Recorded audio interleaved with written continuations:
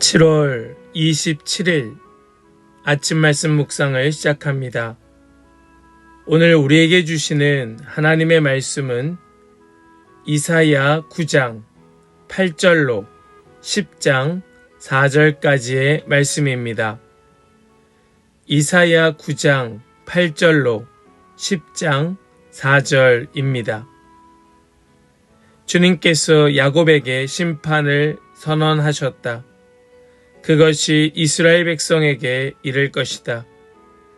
모든 백성 곧 에브라임과 사마리아 주민은 하나님께서 그들을 심판하신 것을 마침내는 알게 될 터인데도 교만하고 오만한 마음으로 서슴지 않고 말하기를 벽돌집이 무너지면 다듬은 돌로 다시 쌓고 뽕나무가 찍히면 백향목을 대신 심겠다 한다. 이 때문에 주님께서 그들을 치시려고 르신의 적을 일으키셨고 그들의 원수를 부추기셨다. 동쪽에서는 시리아 사람들이 서쪽에서는 블레셋 사람들이 그 입을 크게 벌려서 이스라엘을 삼켰다. 그래도 주님께서는 진노를 풀지 않으시고 심판을 계속하시려고 여전히 손을 들고 계신다. 그런데도 이 백성은 그들을 치신 분에게로 돌아오지 않았고 만군의 주님을 찾지도 않았다.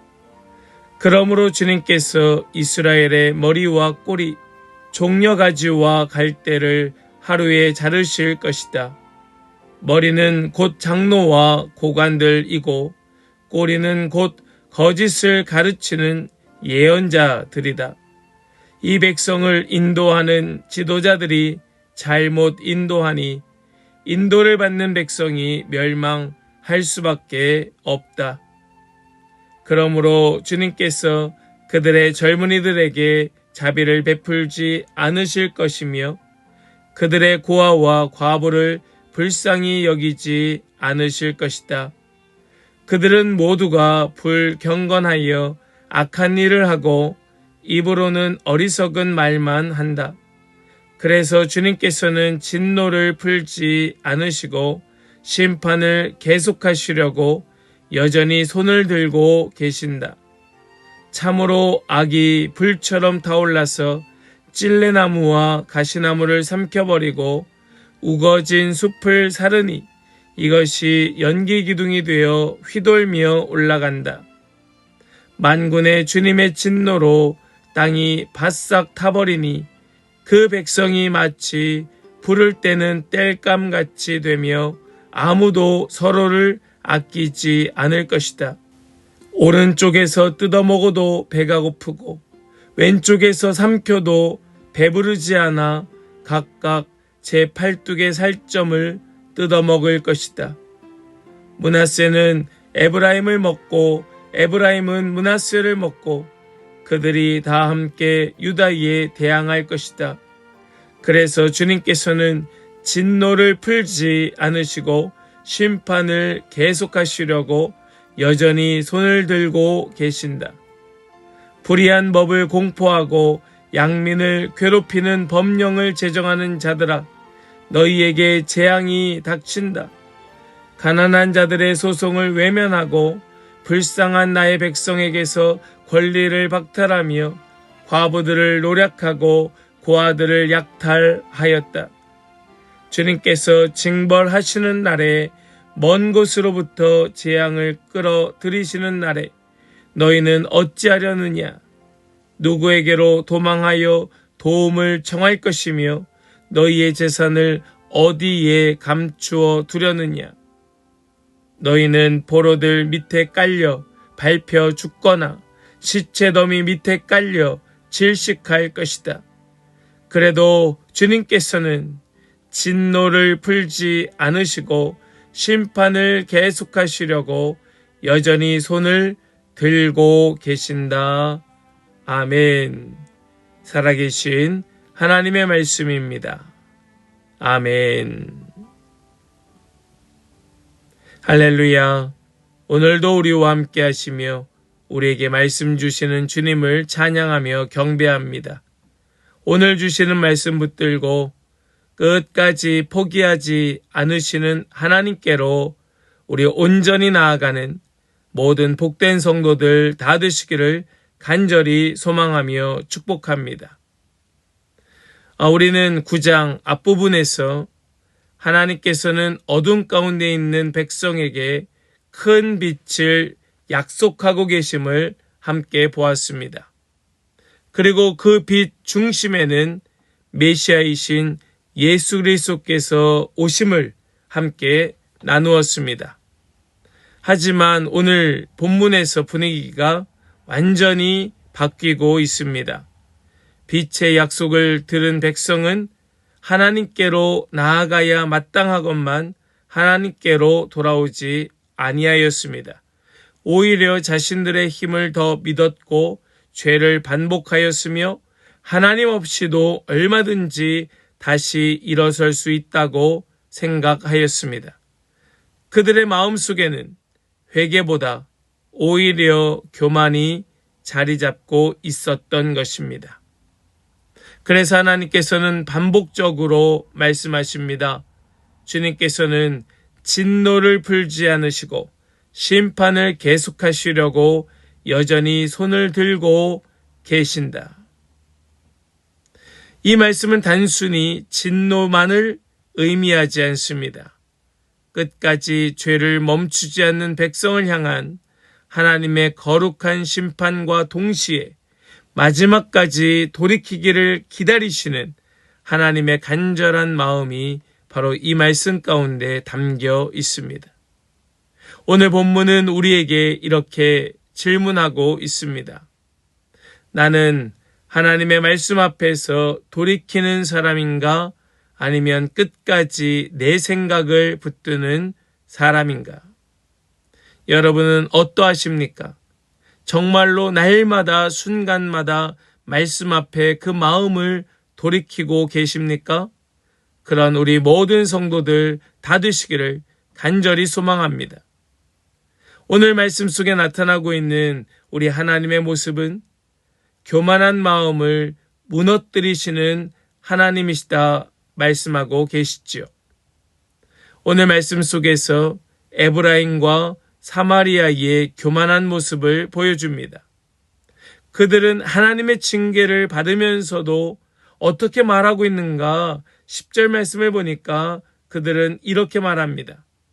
벽돌집이 무너지면 다듬은 돌로 다시 쌓고 뽕나무가 찍히면 백향목을 대신 심겠다 한다. 이것은 단순한 재건 계획을 말하는 것이 아니겠죠. 이 말씀의 의미는 우리는 하나님이 없어도 다시 일어설 수 있다.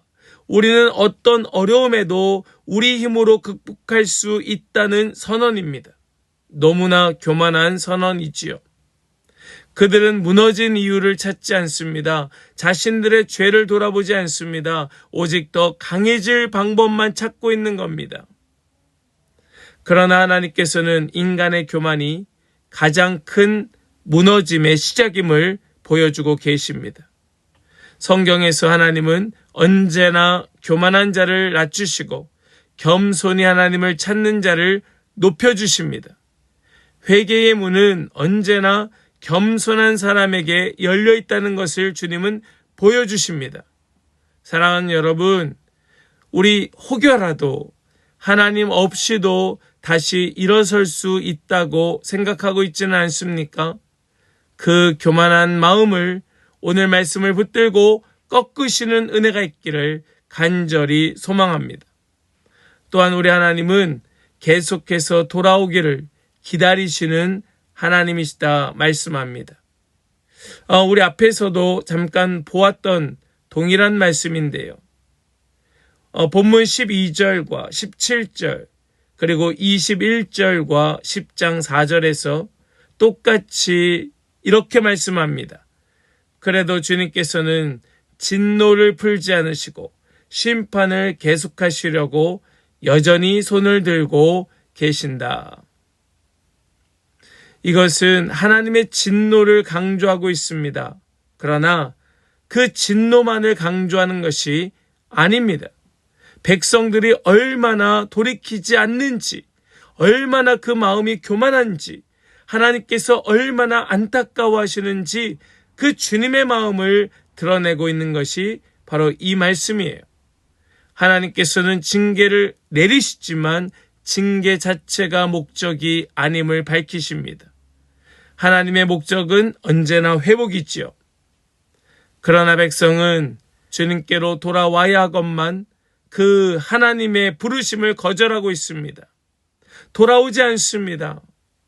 죄가 개인에게만 머물러 있는 것이 아니고 회개하지 않는 공동체 전체를 병들게 하고 있습니다. 하나님께서는 실패보다 그 완고한 마음을 더 슬퍼하십니다. 넘어지는 것이 문제가 아니라 넘어지고도 하나님께로 돌아오지 않는 것이 더 큰 문제라고 말씀하십니다. 우리 오늘 이 말씀을 우리 마음에 깊이 새기고 우리 자신을 돌아볼 수 있기를 간절히 소망합니다. 정말로 내 교만함이 하나님의 그 마음을 아프게 하고 있지는 않은가? 혹시라도 나의 그 교만함 때문에 이 공동체 전체가 병들고 있지는 않은가? 우리 오늘 이 말씀을 붙들고 우리 깊이 있게 살펴보는 우리 모든 성도들 다 되시기를 간절히 소망합니다. 또한 우리 하나님은 정의를 세우시는 공의의 하나님이라 말씀합니다. 10장으로 이어지면서 하나님께서는 특별히 사회적 죄를 책망하고 계십니다. 우리 10장 1절 말씀을 함께 봅니다.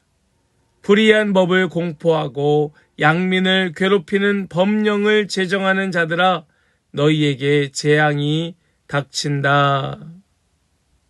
힘 있는 사람들이 법을 이용하여 약한 자를 억압합니다. 가난한 사람들의 권리를 빼앗고 과부와 고아를 착취합니다. 하나님께서는 이런 죄를 결코 가볍게 여기지 아니하십니다. 성경에서 공의는 단순한 법의 문제가 아니라 힘없는 사람들을 향한 하나님의 사랑으로 표현되고 있는 거예요. 하나님의 공의, 그분의 그 정의는 항상 연약한 자들을 지키시는 하나님의 수단이 되었던 겁니다.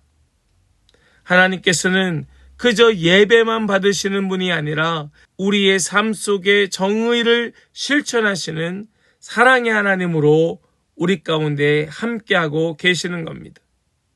참된 신앙은 교회 안에서 뿐만 아니라 우리의 일상에 살아가는 삶으로 나타나고 있는 것이죠. 여러분들은 참된 신앙인이십니까? 오늘 말씀은 우리에게 바로 그것을 묻고 있습니다. 또한 우리 하나님은 어떤 하나님이신가? 심판 가운데에서도 회복을 준비하시는 하나님이시다 말씀합니다. 오늘 본문 속에 계속해서 심판을 선포합니다. 그러나 성경 전체의 흐름 속에서 보면 심판은 끝이 아니라 새로운 시작을 위한 하나님의 손길임을 우린 보게 되죠. 오늘 마지막 절에서도 이렇게 말씀합니다. 너희는 포로들 밑에 깔려 밟혀 죽거나 시체 더미 밑에 깔려 질식할 것이다. 그래도 주님께서는 우리 하나님의 이 사랑의 손길을 우리는 알아야 합니다. 그 사람들은 자신들의 죄, 그 교만함으로 죽게 될 것이지만 그래도 하나님께서는 그 백성들이 다시 돌아와서 회복되기를 우리 하나님께서 얼마나 간절히 바라고 계시는지를 말씀은 계속해서 우리에게 보여주고 있는 것이죠.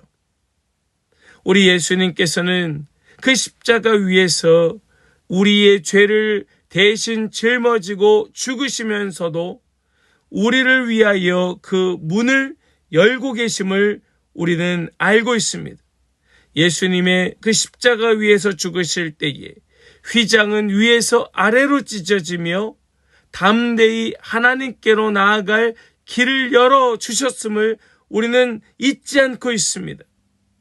우리가 정말로 그것을 안다면, 정말로 그것을 기억한다면 우리는 그 하나님의 심판 속에 그저 주저앉아 원망하는 것이 아니고 회복을 준비하시는 하나님께로 나아가야 할 줄을 여러분 꼭 기억하고 붙들 수 있게 되기를 간절히 소망합니다.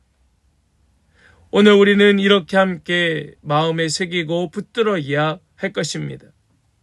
하나님은 내 실패보다 돌이키지 않는 마음을 더 안타까워 하신다.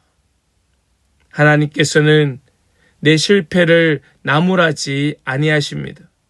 그러나 돌이키지 않는 마음을 하나님께서는 가슴을 치시며 안타까워하시고 우리를 위하여 슬퍼하십니다. 우리는 여전히 실패할 수 있습니다. 넘어질 수 있고 실수할 수 있습니다. 때로 죄를 지을 수도 있습니다. 하나님께서는 그 자체를 문제 삼지 아니하십니다. 그 이유를 말씀하고 계시는 거예요. 오늘도 우리 하나님께서는 우리를 부르고 계십니다. 우리를 회복의 길로 초청하고 계십니다.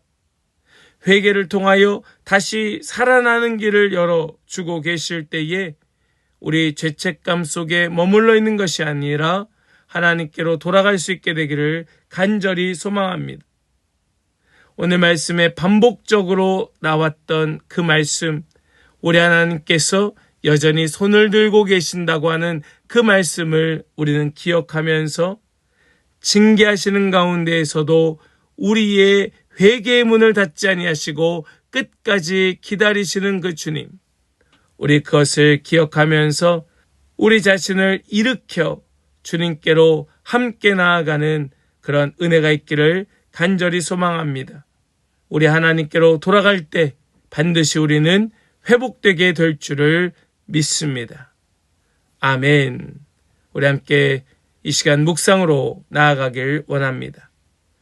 나는 하나님의 말씀 앞에서 즉시 돌이키는 사람인가? 아니면 끝까지 내 생각과 교만을 붙들고 있는 사람인가? 우리 이것을 깊이 있게 함께 고민하고 또 생각하면서 함께 묵상으로 나아가길 원합니다. 함께 더 깊은 묵상으로 나아가겠습니다.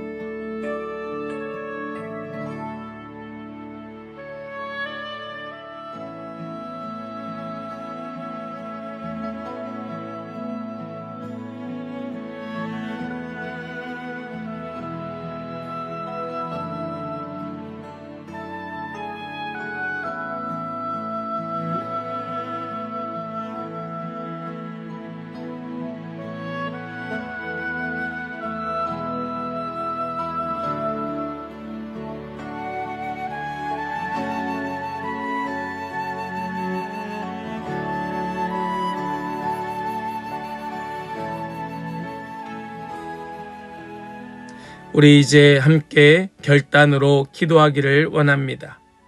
주님, 제 안에 있는 교만과 완고함을 깨뜨려 주시고 말씀 앞에서 언제나 겸손히 돌이키는 마음을 주셔서 주님의 은혜로 날마다 새로워지게 하여 주시옵소서. 우리 함께 붙들고 전심으로 기도하며 나아가겠습니다. 함께 기도합니다.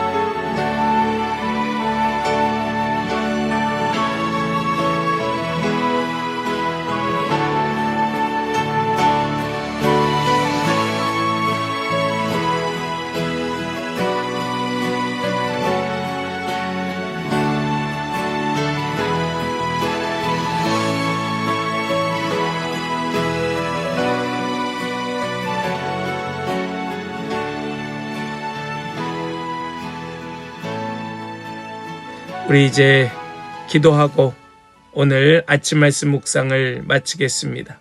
함께 기도하겠습니다. 자비로우시며 오래 참으시는 하나님 아버지, 우리의 완고한 마음에도 포기하지 않으시고 끊임없이 말씀으로 돌아오라 부르시는 은혜에 감사드립니다. 우리는 넘어질 때보다 넘어지고도 회개하지 않았던 순간이 더 많았음을 고백합니다. 우리의 교만은 때때로 주님 없이도 살아갈 수 있다고 착각했고 우리의 지혜와 힘을 더 의지하였습니다. 주님, 우리의 굳은 마음을 부드럽게 하여 주시옵소서. 말씀 앞에서 자신을 정직하게 돌아보게 하여 주시고 성령께서 책망하실 때에 핑계하지 아니하고 즉시 돌이키는 겸손함을 허락하여 주시옵소서. 우리의 예배가 삶으로 이어지게 하여 주시고 약한 자를 사랑하시며 정의를 세우시는 하나님의 마음을 담게 하여 주시옵소서.